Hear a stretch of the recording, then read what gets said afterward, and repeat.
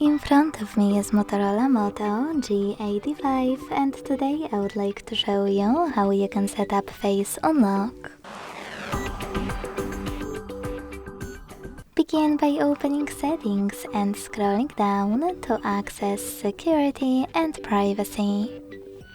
Then scroll down again and tap on device unlock to access face unlock. Finally, after entering your screen lock, tap on Setup at the bottom right corner. Click on Setup one more time.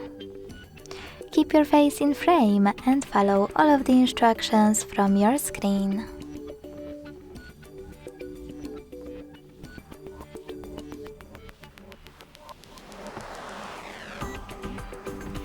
Then adjust those two options, hit next and tap on done.